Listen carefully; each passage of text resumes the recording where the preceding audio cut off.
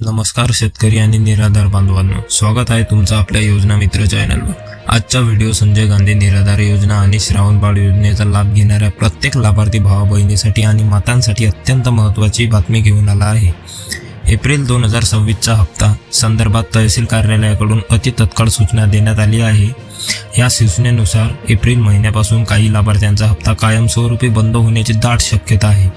हो, तुम्ही बरोबर ऐकलं, तुमचा हप्ता बंद होऊ नये म्हणून सरकारने कोणती महत्त्वाची कामे सांगितली आहेत आणि नवीन दिव्यांग सहाय्यक पोर्टलवर नोंदणी कशी करायची हे आज आपण या व्हिडिओमध्ये सविस्तर पाहणार आहोत। चुकीच्या माहितीला बळी पडू नका। अधिकृत शासन निर्णय आणि अपडेटसाठी हा व्हिडिओ शेवटपर्यंत नक्की पहा। लाडक्या बहिणींनो आणि बांधवांनो, सर्वात आधी समजून घेऊया की कोणाचा हप्ता बंद होणार आहे। याचे मुख्य कारण म्हणजे सरकारने ई-केवायसी आणि आधार लिंकिंग अनिवार्य केले आहे।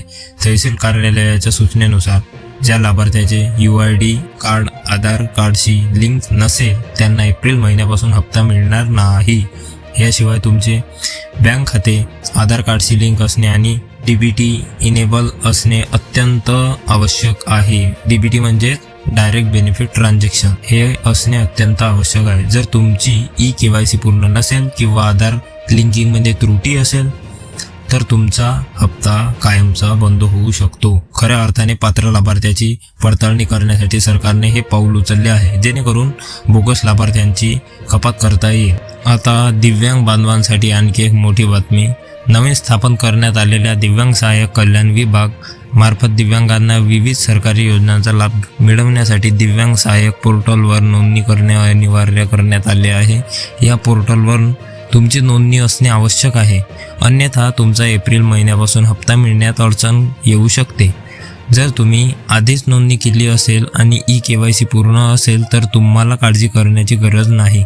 प्रॉब्लेम कोणाला येणार आहे तर ज्यांनी अजूनपर्यंत नोंदणी केली नाही आणि ई-केवायसी पूर्ण केली नाही अशा सर्व लाभार्थ्यांचा हप्ता कायमस्वरूपी बंद होऊ शकतो।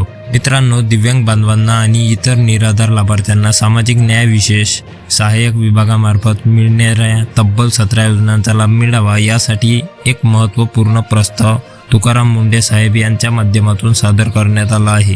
या प्रस्तावानुसार ऑक्टोबर 2025 मध्ये दिव्यांगाचे मानधन 1000 रुपयांनी वाढवण्यात आले होते।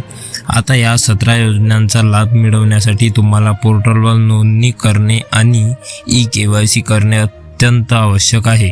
तुकाराम मुंढे साहेबांनी स्पष्ट सांगितले आहे की ज्या लाभार्थ्यांचा आधार कार्डला बँक खाते लिंक नसेल त्यांना इथून पुढे लाभ देणार नाही आणि त्यांच्यापर्यंत लाभ पोहोचू शकणार नाही। त्यामुळे तुमची ई-केवायसी त्वरित पूर्ण करा आणि DBT प्रणालीच्या माध्यमातून आपल्या खात्यापर्यंत 100% आणि सुरळीतपणे पैसे पोहोचवा।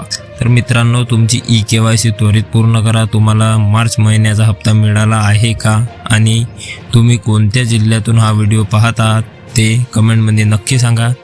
माहिती आवडली असल्यास व्हिडिओला लाईक करा, शेअर करा आणि अशा सर्व सरकारी योजनांच्या त्वरित अपडेट्ससाठी तुमच्या आवडत्या योजना मित्र चॅनलला सबस्क्राईब करून बेल आयकॉन नक्की दाबा। भेटूया पुढच्या व्हिडिओमध्ये। धन्यवाद।